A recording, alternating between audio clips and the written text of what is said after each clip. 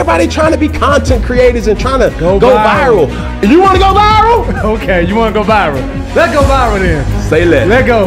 Let's embrace it. Let's love it. Let's enjoy it. And let's give them the experience of their life. That's Roswell for you, baby. Come together. And guys, this is Speaking Out Loud. I appreciate you guys joining us. Don't forget to share and dance like you just don't care. It's early in the morning. Let's have a day. And like I said, be a friend. Tell a friend something nice. It might change their life. Shout out PMS. Good morning and welcome to Speaking Out Loud. I am your host, Rene Ruiz. And man, did we have a bit of a snoozer last night out there in Pittsburgh. Last night's game was a bit of a snoozer. The Texans take down the Pittsburgh Steelers 30-6 with a game that had very little scoring in the first half and the third quarter, and everything popped off there in the fourth for the Houston Texans, where they put up 23 points to end that game 30-6, and it may have been Aaron Rodgers' last game ever playing football. He was asked about what it's going to look like for him in the future, and I'll play that clip for us just here in just a few after we just talk about what we saw last night. But man, Jay, the producer in the back, appreciate you joining. Nate, appreciate you joining the show. I hope you have a hell of a day at work. But yes, you're right. Yesterday was a snoozer. CJ Stroud looked like butt cheeks. CJ Stroud looked like he was selling everything that we've said about Bo Nix or even Trevor Lawrence or Caleb Williams. Maybe we should redirect all that energy and put it on CJ Stroud, because if he pulls out the performance that he did there in that first half or in the first three quarters, and as we always talk about, the first three quarters for a lot of these young quarterbacks, if he does that again, I don't know that this team gets out of the next round. And the playoff picture is officially set. So we know who they're going to play. And they are going to play the New England Patriots, whose defense is absolutely buzzing. So my level of concern right now for the Houston Texans, I'd say it is at about an 8. We have to question CJ Stroud. Yesterday has 2 fumbles, a pick, and he just looked. It seemed like there was a bit of jitters, and I don't want to say this isn't his first time in the playoffs, so we can't necessarily use that this is his first appearance for him.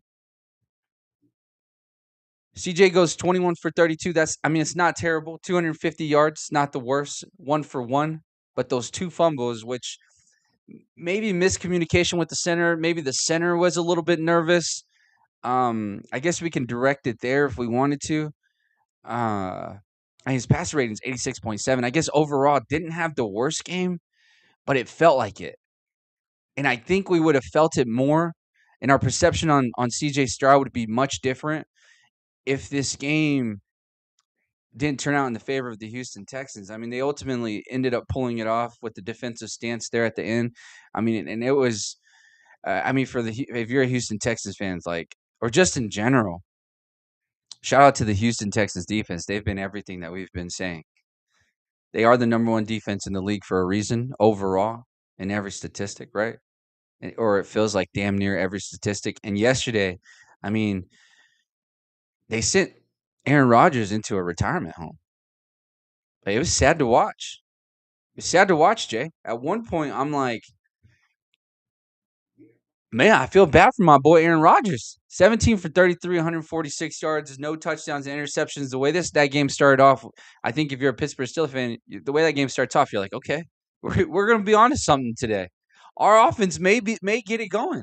My boy Cheech texted me before the game, or text our group chat, and he's like, I haven't been this excited. He's fallen into that delusional mindset, as most of us do before a game starts, where you've talked yourself into believing that your team has a chance. And to me, I didn't think Pittsburgh had a chance whatsoever. The only thing that made me just a bit nervous is the fact that they had this former 2-time MVP in Aaron Rodgers. But Father Time, the one thing is that's always, what do they say? Father Time is undefeated. There's 2 things undefeated in this world right now. That's Father Time and the intranet. Those 2 things undefeated, and it felt like Father Time kind of played itself out yesterday. There were some moments for the Steelers to take a hold of this game. DK Metcalf drops a massive pass on a big third down hits him directly in the hand. That is a drive killer and a momentum killer. It felt like after that, they definitely got nothing else going. And it just felt like every player on the Houston Texas defense was in the backfield, whether they tried to run it or tried to drop back and throw it. I mean, it was a slugfest for them boys out there in Houston. Slugfest. And Cheech is right. They were right there for the first 3 quarters. It was within grasp, within just a reach of right here. They had them. I was so nervous for the Houston Texans, especially for as much as we have applauded them and still being my favorite to come out of the AFC. Now, who's tugging at my heart? That would be Josh Allen and the Buffalo Bills. Whenever we make dumb bets, we typically put our hearts in it. And I think there's going to be a lot of us this next weekend as Buffalo goes over to Denver. There's going to be a lot of tugging at the heart on what side we should bet on. And I'll tell you what, man, if I'm Denver, I'm already starting to creep into that side where I'm like, all right, if I'm Denver, I'm a bit nervous because if Superman puts that cape on and that defense plays well for Buffalo, gosh, Josh Allen has a chance. Josh Allen really has a chance. Nate's saying here, Nate says here, is it me or am I the only one feeling like the AFC isn't as strong as the NFC? Nate, you know what? Let me answer that question. But before I answer that question, let's bring on someone that normally has a solid take or a solid feeling of where things are in the NFL, and that would be the man with the bias, the man with the tries, the one with the broad chest, the one with the killer beanie, looking like a Mexican Jackson Dart, the one, the only, John Borba. Johnny, welcome. Yo, what's going on? There we go. Now we're back. A little choppy this morning. Nah, we're good. We're good. We're choppy like that. Texans defense last night. Nate asked a good question before I get you on the Houston Texans and the Steelers take here. Let me just ask you this. Nate says, is it me or am I the only one feeling like the AFC isn't as strong as the NFC?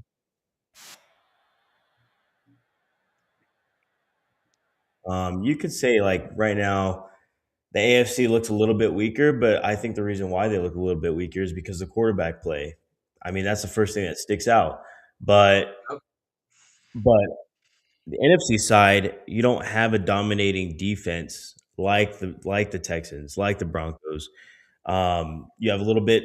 I think at this point, Stafford is left with looking like the best QB in the NFC. AFC, you got the second runner up, Drake May, but then you also got Josh Allen, the superhero. So I think it's I think it's balanced out in certain ways.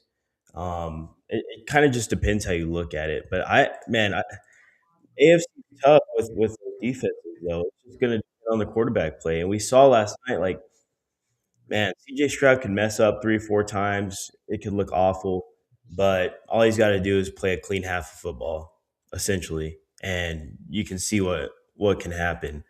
CJ Stroud, hopefully Nico Collins comes back because that would be a huge loss if they don't get him back. But the big thing to take away from last night's game too was that run game. That run game was gashing the Steelers, and by the fourth quarter, Steelers, they didn't want no more of it. Defensively, they got worn down. They got beat up. That defense down for the Steelers played very well. I think the ball kind of bounced in their favor somewhat. They were still in it, but I think ultimately, from the outside looking in, I think the Steelers defense played the best game of their season, and they just got worn out. They got beat down, and that's what the Texans do. So I don't want to lose sight of what the Texans football team is. They do rely on their defense, and they try not to choke it away. And CJ, at one point, what'd you say in the chat? You're like, man, is the Mafia? We got to take a look at CJ Stroud. What is going on? He's selling right now. But if you clean that stuff up, which I expect because they do have D'Amico Ryans as their leader, so I do like their chances against Patriots. the New England Patriots, especially after what we saw from New England. But JB, you came a little late, so it kind of put a little wrench on our Steelers Texans talk. But we'll get back to the Steelers Texans after we talk to Mario. Mario, our EMS from Hereford, Texas, a Broncos enthusiast. This is Mr. Mario Aguilar. Mario, welcome to the show, brother. Speaking out Thanks. loud. Yeah, thanks for having me, guys. Mario, heavy Broncos fan. Tell me, how'd your fandom begin? Well, I was a fan of Tim Tebow, and I just like him. He's just a really good guy. Has a great personality. Cares about people, and he's just a really, really good guy. You know what I mean? And Oh, whenever the he Lord can, and Savior Jesus Christ came down and said, "You're gonna be a Broncos fan, my yeah, brother." Is that what that's happened? Jesus Christ touched you through Tim Tebow? That's what yeah, I'm talking about. yeah. So that's how I became a Broncos fan, and I've been a Oh, Broncos that's fan ever hilarious. since. That's crazy. I did not think that at all. I thought you were gonna hit me with like a nice little dad story or a mom, something within the family. I haven't heard Tim Tebow being the reason why someone became a Broncos fan. Yeah. That's awesome. So Tim Tebow. So not no disrespect to Tim Tebow, but that means that our expectations aren't very high at the QB level. Yeah. Hey, Bo Nix is the next John Elway. Atta baby. That's a perfect segue. Bo Nix, there's been a lot of criticism, us being I don't want to shy away from us being the ones that have kind of asked questions about Bo Nix. We have another friend of ours whose also name is John, and we kind of asked him what the issues were in Denver, if there are any, and he kind of pointed more at the direction of Sean Payton, saying maybe Sean Payton's holding back the trigger just a little bit because he doesn't feel like Bo Nix is ready. For me, I just feel like maybe it's early and the Broncos are ahead of schedule. It is a second year quarterback, so we have to kind of be careful on how we judge him.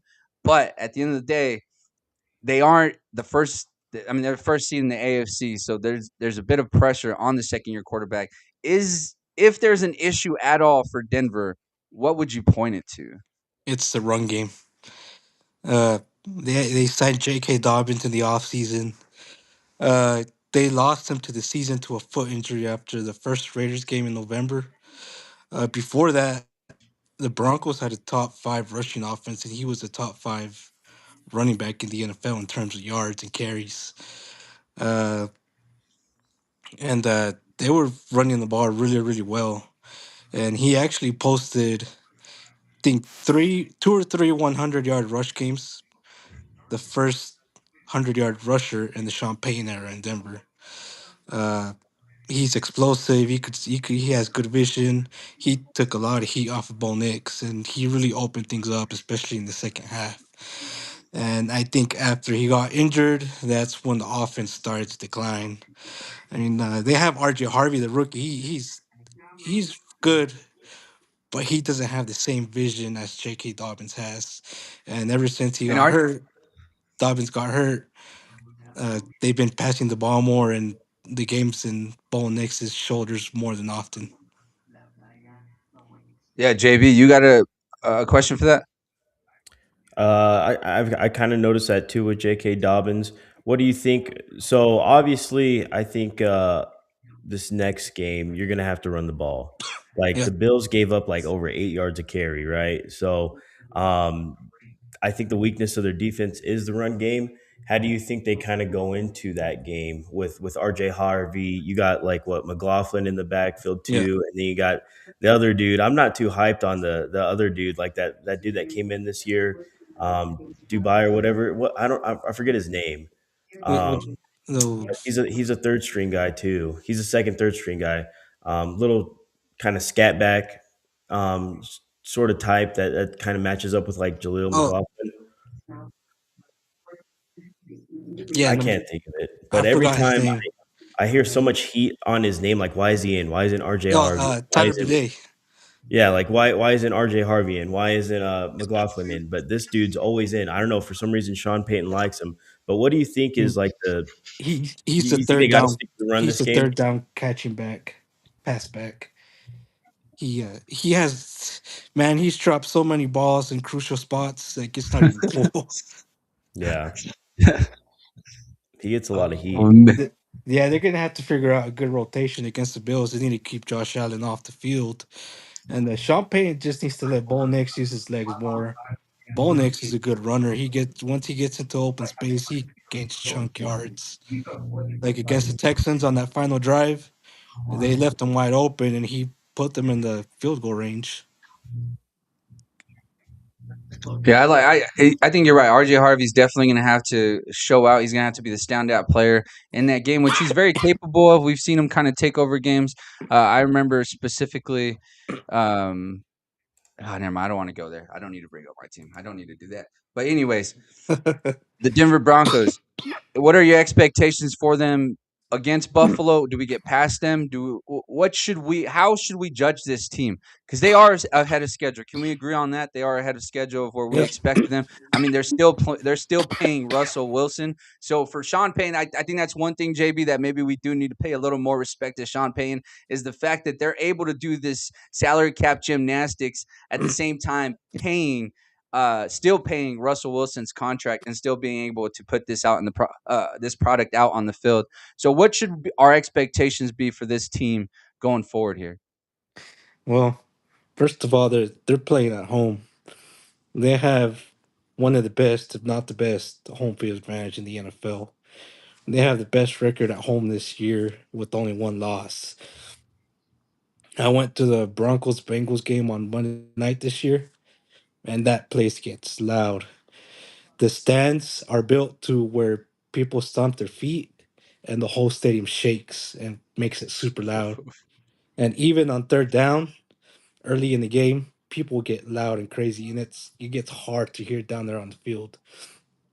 I think in that game, the Bengals had numerous false starts because they couldn't hear anything. So I think that's going to be a big factor. And then you got the Mile High Air. Think the Bills are going to be worn out. They're coming in pretty banged up. Josh Allen's is sore. He's hurt everywhere. He hurt. Think he got hurt his knee, his hand, and his head against the Jags. So Yeah, he said yesterday that he's pretty sore. Jordan Poyer's out. They're starting safety. He has a hamstring injury, and they have Gabe Davis is out also. I'm not really concerned about the Bills' passing attack. And I think PS2 will be able to shut down Brandon Cooks, and the other guys will be able to step up. It's Bills' run game and Josh Allen that concern me. But the Broncos are rested up. They're getting back a couple players from injury. Drake Greenlaw should be back, so that's a big boost. that's I don't know huge. about their starting safety, Brandon Jones. He had a pec injury against the Packers and has been on IR. But I think if they keep the Bills off the field and they're able to control the clock, like those long drives against the Chiefs and the Chargers, I think they'll be able to squeak out a win and make it to the AFC Championship. And then from there, it's open season. Yeah. Man, that's a good. So, in other words, Denver's got should win this game. There's I- nothing outside of just Josh Allen's heroics. Josh Allen having some type of Steph Curry like game where it just keeps if it's close, does that make you nervous? yes, every Broncos game has made me nervous because they've all been close, except for the Cowboys game.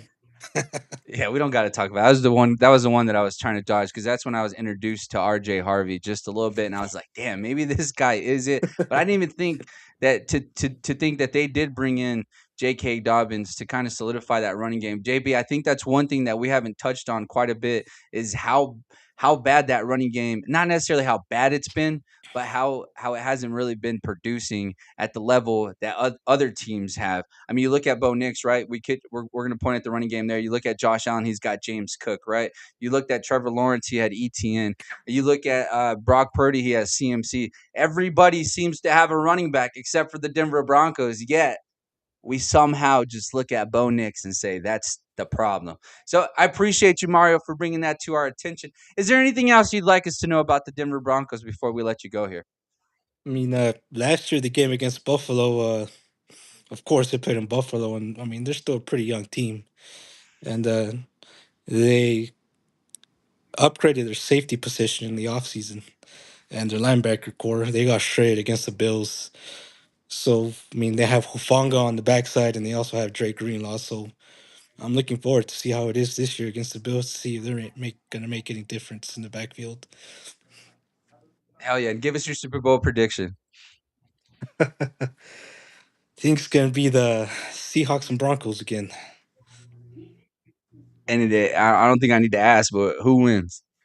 Broncos. It's going to be a low scoring game. I think it's going to be 24-20. 24. That's not too bad. That's still an interest. That's still a game that keeps our attention. Mario, beautiful thing you do for work, brother. In EMS, what an addition to the public. I appreciate your services, and good luck to your Broncos team this weekend. And let's have a day, man. I appreciate you joining the Yeah. show, ladies and gentlemen. Mario Aguilar. Thank you. Mario, You have a good one, guys. Thank you. you You too, bro. too. Later, Mario. Shout out EMS. What a guy. The knowledge. I like it. Mario in the bag for the Denver Broncos.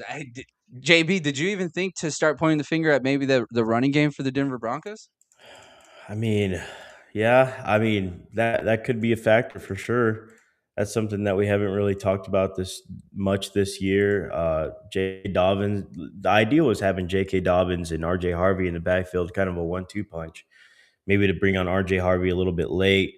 But Sean Payton, I think with this injury to J.K. Dobbins, you got to be a little bit more creative in the run game. So now you got to introduce Bo Nix into the run game. Um, you have some possible option reads that you can pull off. You have some ideas that you could put on to stress out the defense a little bit more.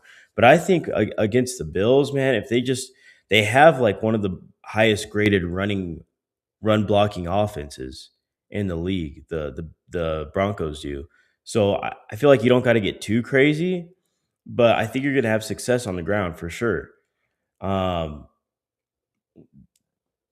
I think you got to stress him out with Bo Nix, like he said too. Um, not only just basic runs with RJ Harvey, sorry, but like stress him out on the read option plays. Maybe do that. That's a new wrinkle. That would be a wrinkle that we haven't seen. So I don't know. It's going to be interesting, but I think as far as a running game perspective, I guess the Broncos have been kind of lacking in the run game, but still, I mean, maybe it just brings out more Bo Nix's issues. For me, I'm still scared of Josh Allen. I think he downplayed that Yeah, for yeah, yeah, sure. yeah, yeah. I think he downplayed that for sure because Josh Allen, if they can get the run going and actually control the offensive side of the ball a little bit and at least stand toe for toe, like if it's a one possession game in the fourth quarter, I'm taking Josh Allen 100% over Yeah. Bo Nix. Which I don't know if he downplayed it. He said this one thing of his level of concern, if there's any, was keep Josh Allen off the field. Then, like you said, every game has him having a bit of a heart attack because every game seems to be close. Every game seems to come down to that fourth quarter where we have seen a bit of Bo Nix heroics. But will that continue?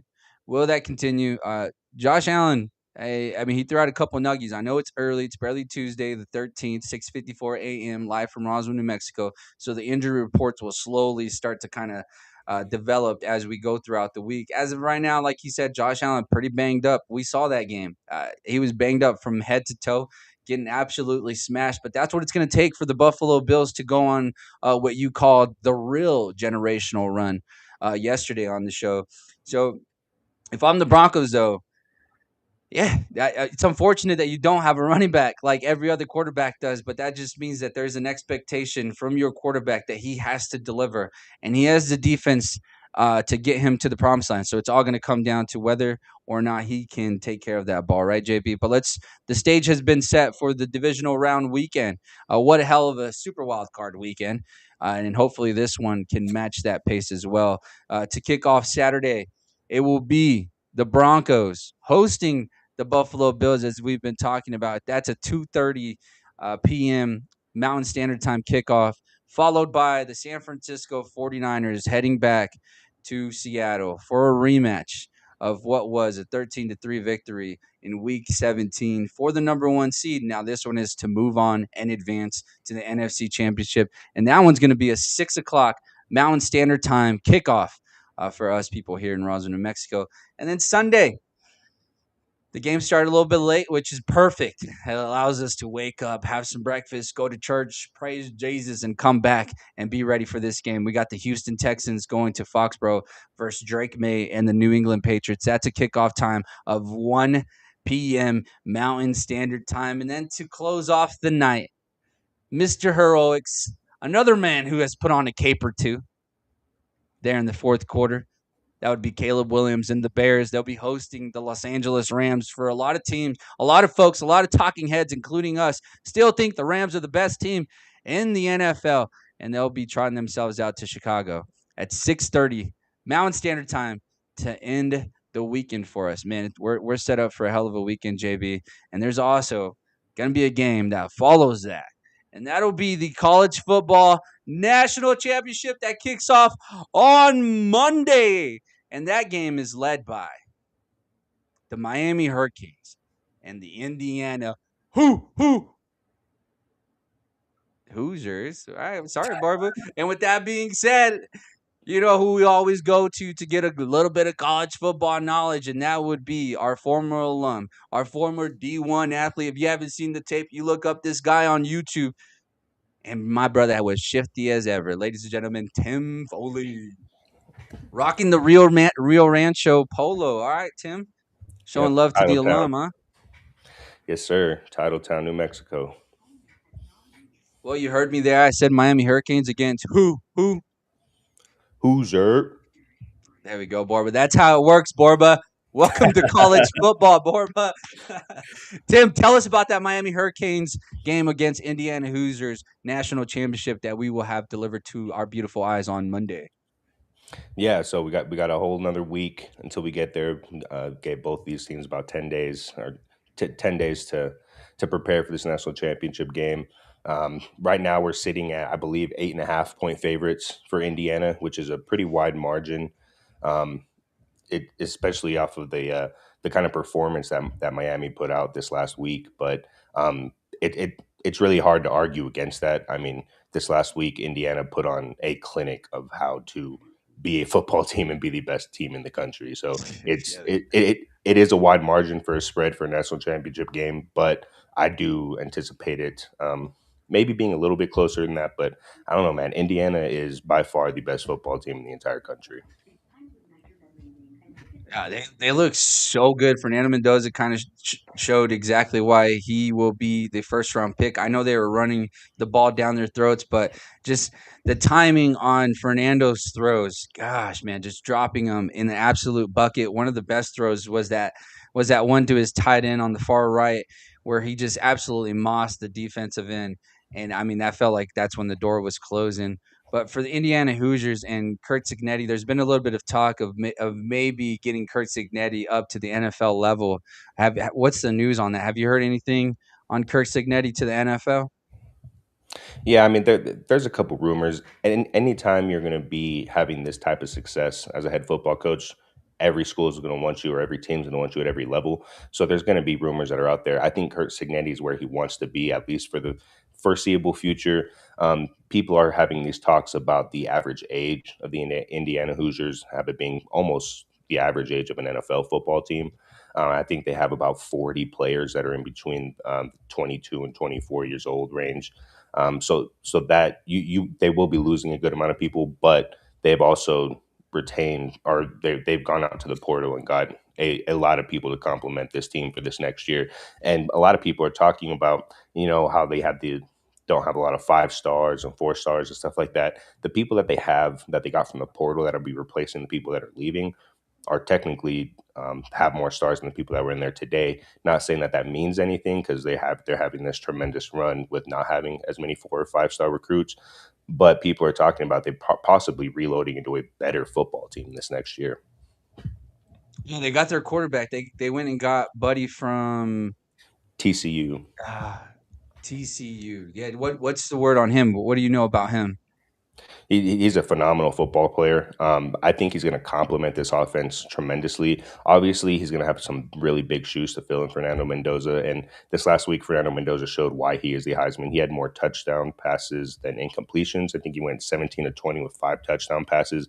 It was just complete dominance on the offensive and defensive side of the football. I mean, literally from the opening play from that pick six, I mean, it was they never turned around from there. They showed why they are by far the best team in the country, starting from the first play of the game.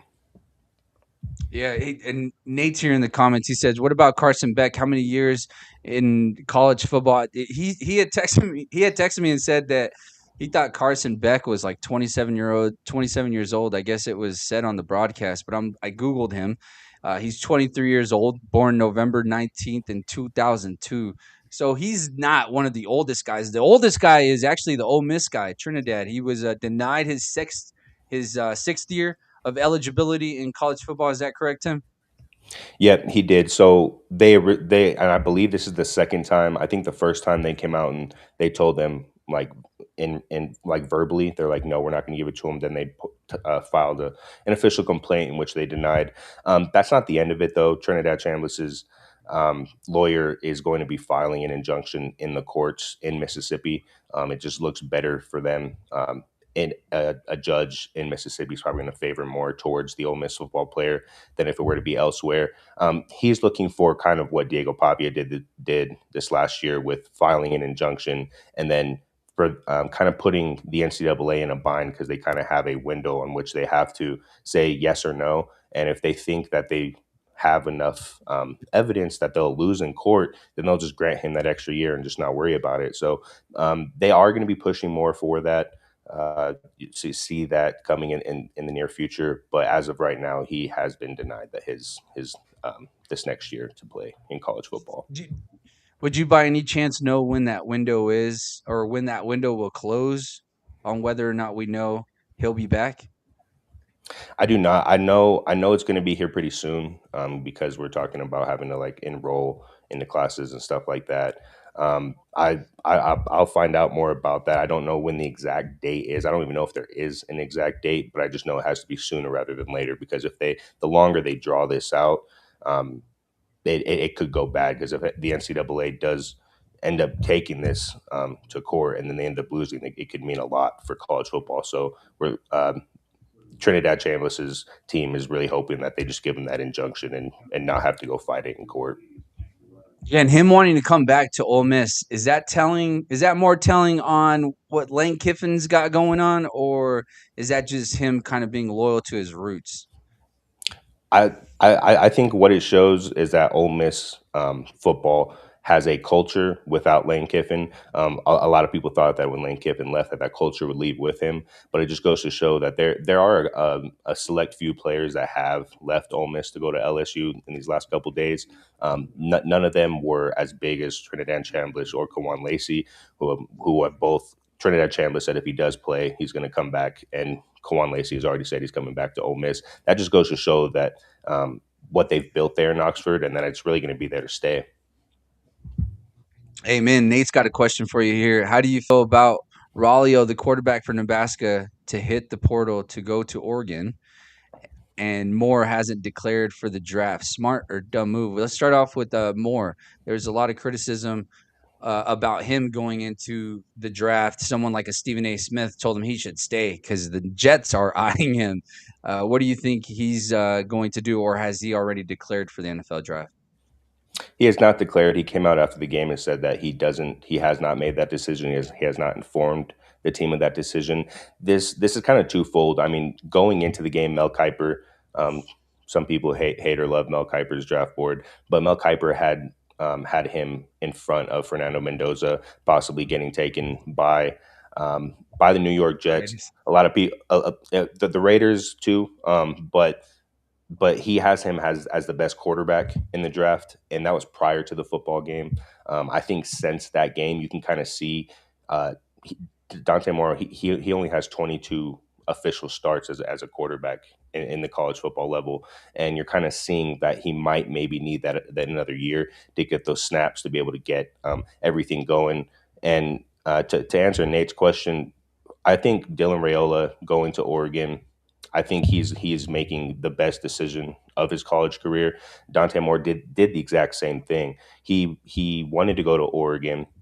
He ended up going to UCLA and then playing as a true freshman, not having the type of season he wanted, transferred to Oregon knowing he was going to sit. He was going to sit in that number 2 spot, and he was able to develop. He was able to watch the quarterback in front of him do very well in Dylan Gabriel. Learned a lot from him, and then showed out this year. And I think Dylan Raiola is looking to be able to do that same thing. I think he's going to go into this knowing he's not going to be the starter if Dante Moore stays, but he's going to be able to learn and kind of be able to sit in the background and be able to be a dominant quarterback come 2027. I wonder. I wonder if the new or the stuff twirling around him being a little bit upset about Texas Tech not giving him an offer, because I guess he does look up to Patrick Mahomes, even though he gets criticized about looking, acting, and all that stuff, just like Patrick Mahomes. But his idol kind of denied him, so hopefully that feels a little flame under his butt and gets it rolling there in college football. But yeah, shout out to Dylan Raiola. That's crazy. I didn't realize he was going to go and be a backup for Oregon. That's insane, especially coming from Nebraska, where he was just praised to the gills. Well, it depends if Dante Moore stays or not. I think that he's going there knowing that if Dante Moore stays, he's okay with being in that backup role, because it's just for a year. And the way that Oregon blows people out, he'll get a lot of snaps this next year as the number 2 guy. They're not going to be wanting Dante Moore in there in the fourth quarter, up 45 points on some of these football teams, and they have a backup in Dylan Raiola who's proven himself, and they can know that they can hand him the reins in those late games when they're up big and not have to worry about blowing those leads. Dang, man, that's crazy, especially in this world right now where just money's being thrown out. You would think he would go take a starting job elsewhere. I mean, there's plenty of teams that need a quarterback right now. I mean, even just someone like a small market like UNM, he could come down to UNM, get a couple solid reps, get his confidence back, and then transfer to Oregon in a year. That's at least the logic you would think that someone of that magnitude would take. But for him to be able to sit back and say, okay, this is about the long term. This is about me developing and preparing for the ultimate goal, which is the NFL, and to get to that second contract where the real money is made. The second contract in the NFL, that's when you get the real bread. So this is a long game. They're playing the long game. I love it. JB, is there anything in the college football world that just has grabbed your attention that you need to know an answer to? Not really. It's just that it's just the national championship game. For me, it's the national championship game. That's what I want to talk about. Like, what's the biggest advantage that Indiana has? I know everybody's talking about Carson Beck, how he's been playing, but also Ruben Bain and that front four kind of dominating in the trenches. But Indiana might be, one of those other teams that controls the trenches. So how do you think that would? How do you think that's going to play out? I mean, Yeah, this game is going to be won and lost in the trenches. Miami, the only chance that Miami has to win is to do what they've been doing these last 3 games, and that's to make the run game the focal point of their offense. If Indiana comes out and stops them and hits them right in the mouth from the beginning, it's going to put Miami on their heels. And if they're forcing Carson Beck to throw the football 35, 40 times next week, Miami's going to lose this football game. So it is going to come down to the trenches. And what's great about this is Miami's defensive line and the front seven is very, very good, just like Indiana's. I see this being a defensive game. I don't know what the over under is, but if it actually, yeah, I'm not exactly sure what the over under is, but I would assume to be betting the under, because I think that both teams are going to be wanting to run the football, control the clock. I mean, it is the last football game of the year. You're not playing for next week. You're not playing for another football game. It's now or never. So everyone's going to leave it out on the field, and I think that it's going to be time of possession. Who has the most time of possession, who's able to hold on to the ball, and whoever has the ball last is probably going to win this football game. One game for the rest of our lives, Borba. One moment, 48 minutes. And the over-under is set at 48.5, where currently Indiana Hoosiers are 8.5-point favorites, and money line is set at minus 355 in favor of the Indiana Hoosiers. Bro, Michael Irvin on the sidelines is absolutely insane. The BTA thing has grabbed that's a whole thing of it. That's a bit of its own. Have you guys seen this belt to ass thing that Michael Irvin's been doing? He goes to this sideline. He paid some dude $100 for a t-shirt, which was insane, and then takes it to the sideline and takes off his personal belt, showing how ripped this dude is. Like, Michael Irvin is so jacked. It blows my mind. Bro's still hitting the weights. But what are your thoughts on how much juice the personalities on the side bring? I know it's not going to help them win, or I know they're not going to play the game, but you got to enjoy that type of culture that they have, bringing in the old alumni to juice up this young generation. Do you feel like that has a real impact on this Miami Hurricanes team? Absolutely, and especially the type of football players and alum that you have coming to these games. It's not just a current NFL quarterback. These are Hall of Fame football players who have made names for themselves in college as well as in the NFL. And Mark Fletcher Jr. came out and was talking about this yesterday with Kirk Herbstreit, how a lot of these guys, Ray Lewis, Michael Irving, a lot of these kids weren't even alive when these guys were playing football. So it's going back, and they're going back and looking at these old tapes and watching the U in the 30 for 30s and being able to see them in person. They're like, man, I have to ball out now. There's a Hall of Famer right here. We have Ray Lewis, we have Michael Irving, we have all these people that are coming to these football games that are expecting you to play, and these guys are on teams that was the last time that they won a national championship. So to be able to bring that national championship culture into that locker room, to be able to talk to these guys on a weekly basis, seeing them on the practice field, and then when it's really big is whenever you're seeing them in the spotlight, whenever you're coming out of that tunnel and you see Ray Lewis there shaking your hand and you see how proud these guys are, it just makes you want to play that much more. Yeah. That probably helps a little bit if Michael Irvin is delivering the packages to all those boys in the Hurricane uniform. Man, this game is set up for one for the Bucks. Tim, what do you need to leave us with from the college football world that we need to know before we let you go here? What I'm gonna leave you guys with is it was a phenomenal season. I really appreciate everyone tuning in and watching and riding this college football wave with us. I expect to be able to bring you guys more news and stuff. There's stuff happening in college football basis every day. Even though the last football game is going to be on Monday, there's going to be plenty news coming, like how Lane Kiffin is looking. He's probably going to land the number one quarterback, Sam Levitt from ASU at LSU. So it looks like Lane Kiffin might be able to keep that Portal King crown on for right now. But there's a lot of movement, a lot of good stuff going to be coming up, and go Hoosiers. Baby, and real quick, one last one, Tim. Nate wants to know who's going to favor the crowd. As we saw in this semifinals, the Indiana Hoosiers crowd did travel. It was about 90% Indiana Hoosiers out there in the stadium. Should we expect the same thing, or do we think the Canes being at home, because this game is in Miami, correct? It is. It is a home game for Miami. I don't believe they're going to be the home team, though. And I still do expect Indiana to have more fans in that stadium than Miami. I think it's going to be a lot closer. I think of it more of like a 60-40 ordeal. And the reason why I say this is because I think that the people in Miami are going to be looking at these tickets that they have, and there's going to be Indiana Hoosier fans that are going to they're going to travel well. I expect them to bring six figures people, 100, 200,000 people to South Florida. Whether they get in that stadium, that's going to be the issue. But there are some people that are offering $28,000 for a ticket. So there are going to be these Miami fans who aren't diehard Miami fans who have a ticket to the game. You're going to give me what for this ticket? And then so I anticipate them selling some of their tickets to these Indiana Hoosiers fans. And I still do anticipate Indiana having a more of a fan base there at Hard Rock Stadium, even though it is Miami's home field.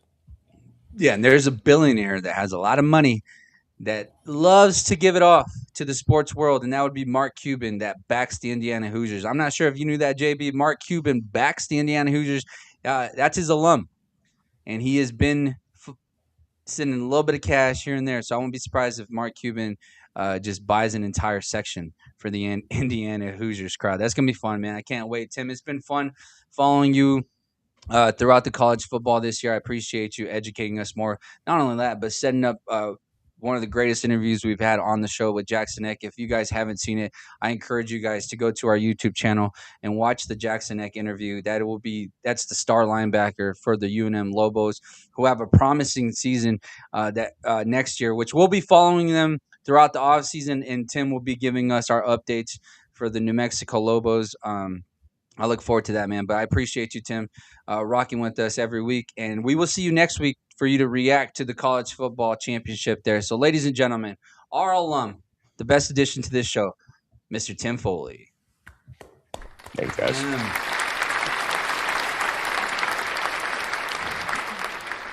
Tim has lit it up for us in the college football world. I love it. I love Yeah, it. Every time I post a clip with Tim, college football is hot. It's yeah, a get a lot of feedback. uh, yeah, a lot of folks in the college. It's a cult. That's what a lot of people refer to it as. And I mean, as you see, like Tim still, he's got still rocking the Rio Rancho hoodie, showing love to his alma mater high school, and still shows love to his alma mater college program, which a lot of folks do. I mean, every person that I know that went to college, they still rock their college football team more than the NFL team. And what's crazy is you actually end up finding out that there's this bubble of people that, and Tim's one of them, where they just watch college football. They prefer college football over the NFL. Blows my mind. But this year, I've been able to sit and watch a lot more college football than I ever have in my life. And I'll tell you what, if you just soak it in for what it is, bro, it's so beautiful. From the pregame, from watching the crowd has such an impact on college football. I think that's what drags me in the most. I mean, watching the pregame shows of all these light antics that these schools are doing, and just setting up the tempo, setting the pace of what the game is going to look like. Man, you gotta love college football. So shout out to all the college football heads. What a season for you guys. And Miami Hurricanes versus Indiana Hoosiers. I don't know if anybody ever thought that you'd see Indiana Hoosiers in a college football championship, but they have delivered. And you got the old generation. A lot of folks do this, right? You see this a lot. A lot of folks used to have the U on their head. Even if you didn't go to school, the one school that you thought about was the Miami Hurricanes. And man, are they going to? Oh, what a game, JB! What a game that's going to be. That's going to be kickoff 5:30 Mountain Standard Time here in New Mexico, here in Roswell, New Mexico, on Monday. JB, let's get back to the NFL. Let's go to the Steelers in Houston, the game that happened last night. What was your takeaways from that game? And is Aaron Rodgers done as a quarterback in the NFL? I don't know if Aaron Rodgers is done. I think he's got one more year left. If I were to take a guess, swing at it, I think he might have one more year left.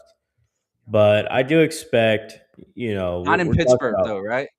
No, I don't think in Pittsburgh. He's going to go somewhere to another team that has the potential to contend. I just think that whole offense, I just don't. I've never liked the way that Pittsburgh runs their offense.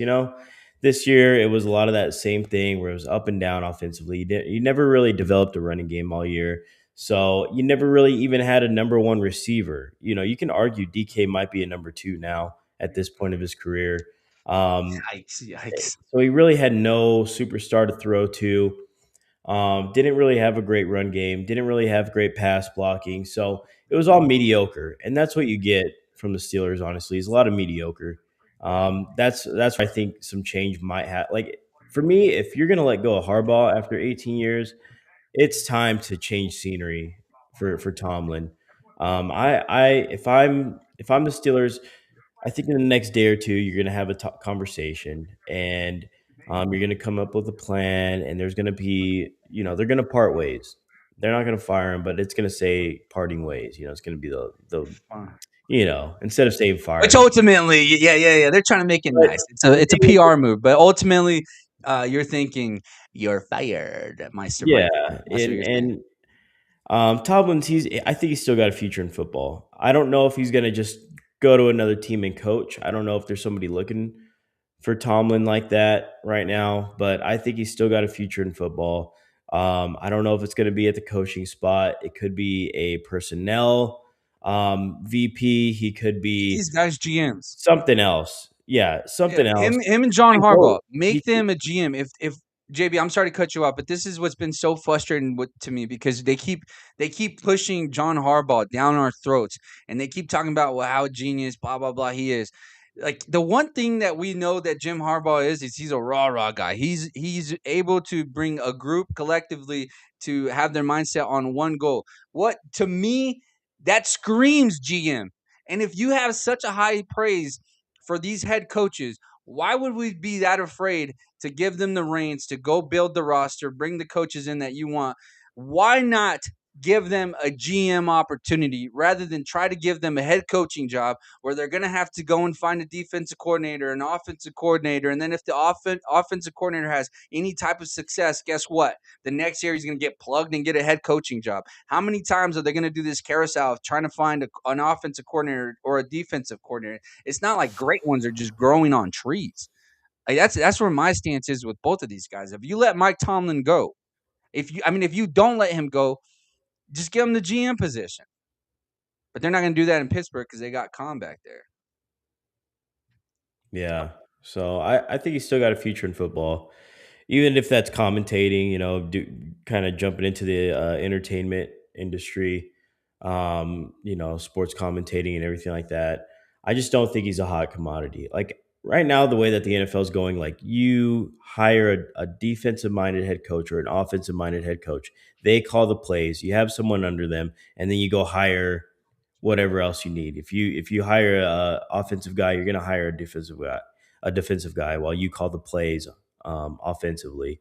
So it's like I think we're getting rid of just the head coach that just walks up and down the sideline. I think we're getting rid of that. I think this is the new NFL where you got to come in, you got to provide something, and you got to bring in, whoever else you're going to bring in with you, but you got to bring value to the offensive or defensive side. Outside of I don't Rob. think you could just be a head coach anymore.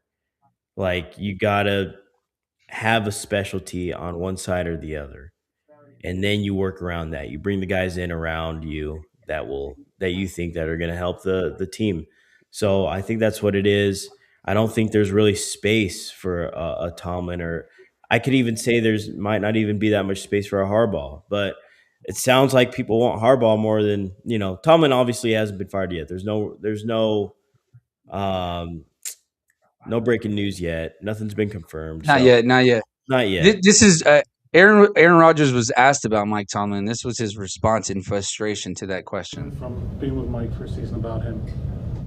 I've answered that a number of times. I've talked extensively about how I feel about Mike, and I just did in that fucking answer. So thanks. Well, that would be a quarterback that had 6 points. Did not have a very good offensive showing. That probably dropped the F-bomb on live TV like 20 times last night.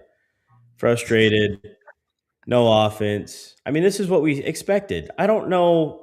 We got Cheech, who's a diehard Steelers fan, and I was surprised that he rolled through it. He took his punches, and this is what we've expected out of the Steelers. A lackluster defense, but they stepped up last night. But the offense has been lackluster. What Aaron Rodgers did really well all season was get rid of the ball quick because he didn't have the best offensive line.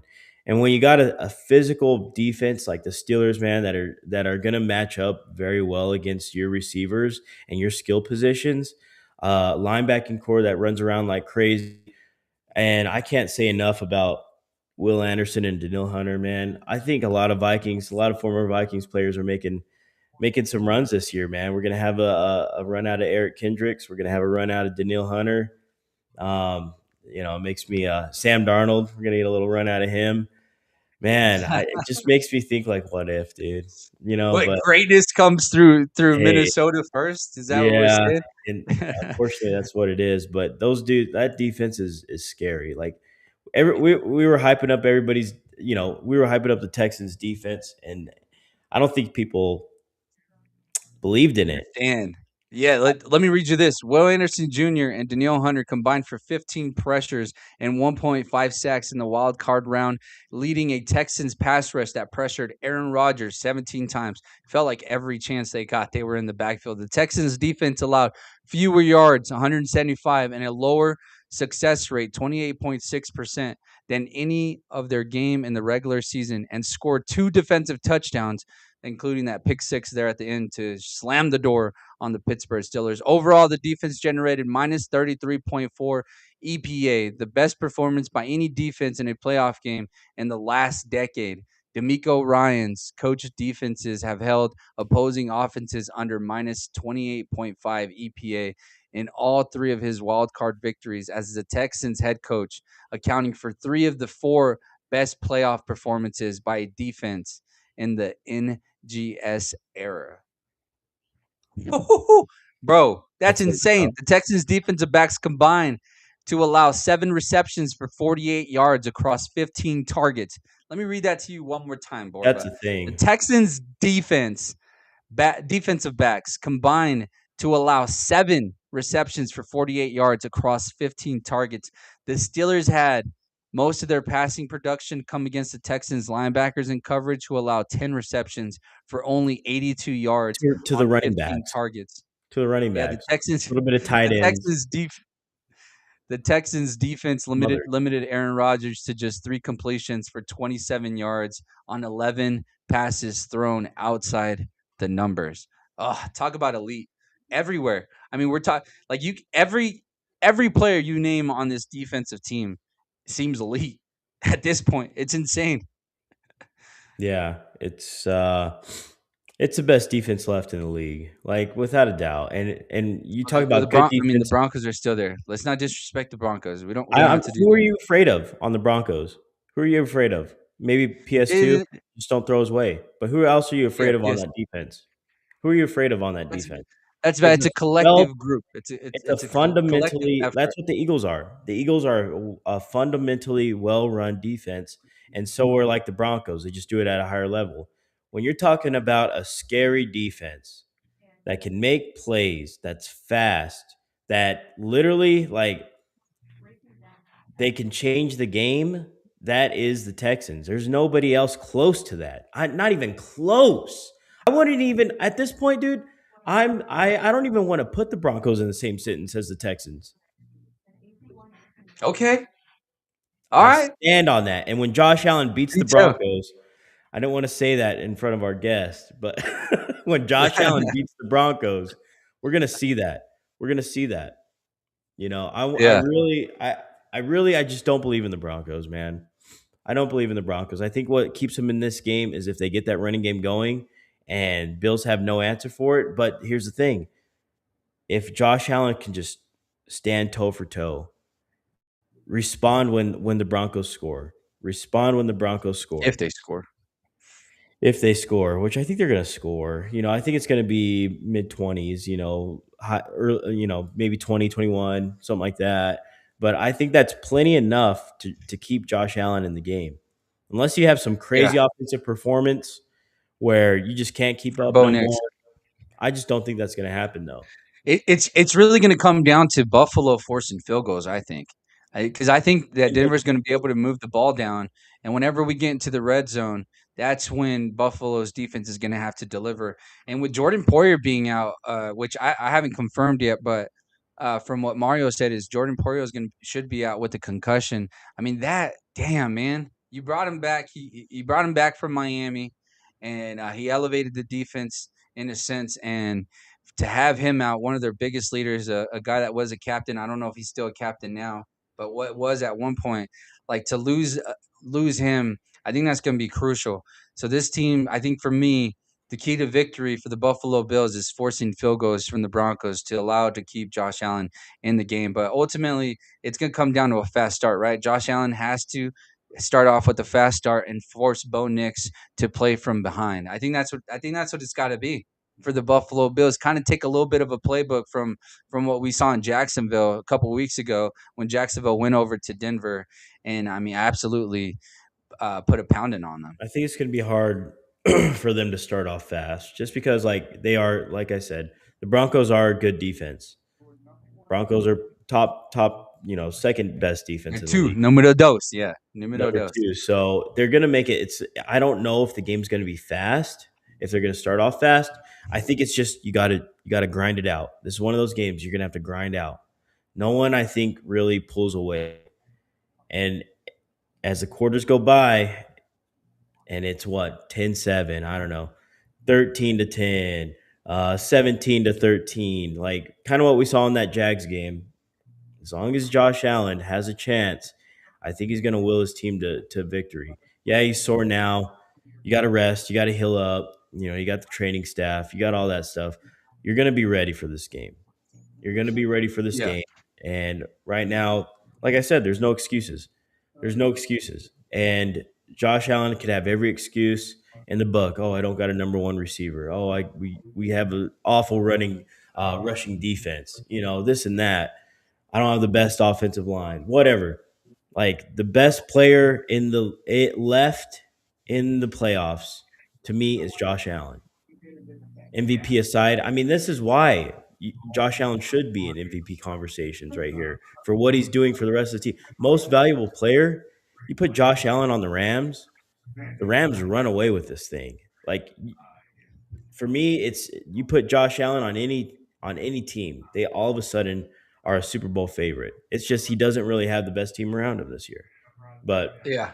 Josh I Allen was going to ask you to end the show, but before we close the chapter on the Super Wild Card weekend that we had, I was going to ask you, what did you learn? What was your takeaways from the weekend? And it sounds like your takeaway from the weekend is that the most valuable player, not necessarily the guy that's going to get the award, but the most valuable to his team is Josh Allen, and you expect him to hopefully continue this generational run, as you said, or as I've been saying throughout the year, but you now are pulls calling it this the off. real Yeah. generational If run. he pulls this off, against a team that really has it all, that really doesn't have a weak link besides Bo Nix, like if you pull this off, you got a real shot here. Like but then you got to go possibly and play the Texans. Like Yeah, for this me, is a that's Dirk why Nowinski. that's This my is a thing. Dirk Nowinski run right here, JB. If we're But going to compare it to the yeah, to anything, it would be Dirk Nowinski, right? Like you're yes, taking down these towers of teams. I mean, like think about this run. This is what the run will look like. A Jags team who at going into the playoffs, a lot of us said the most complete team, right? Takes them out on the road. On the road. This weekend has a number 2 defense in the league. If he gets past them, holy moly. And then you have the number 1 defense, assuming that the Houston Texans will be able to do to Drake May in that offense what they did to Aaron Rodgers. Then you'd be playing the number 1 offense in the league, not in the conference, in the league, the 1 and 2 defenses in the league. If he gets past both of those, man, put him in the Hall of Fame. JB, my takeaway from the weekend was that the Rams are still the best team. If this team can just not shoot themselves in the foot, I feel like the Super Bowl is right in front of them. That's my takeaway. Matthew Stafford and this Rams team is the best team in the NFL still. And we'll cover that tomorrow. The stage is set for the divisional round. You got the 49ers against Seattle, the Rams against Chicago, Houston against New England, and Buffalo against the Broncos. We'll go more in depth tomorrow morning. We'll be back at 6:30 Mountain Standard Time. Don't forget, pick up the phone, 575-808-9307. We want to know what you have to say about these matchups. Let us know. Ask your questions. Throw them in the comments. I appreciate you, Nate, rocking with us this morning. JB, hell of a show. Jay in the back. Thank you, guys. Let's have a hell of a day, this beautiful day from Roswell, New Mexico. Don't forget, be a friend. Tell a friend something nice. It might change their life. Shout out PMS. See ya.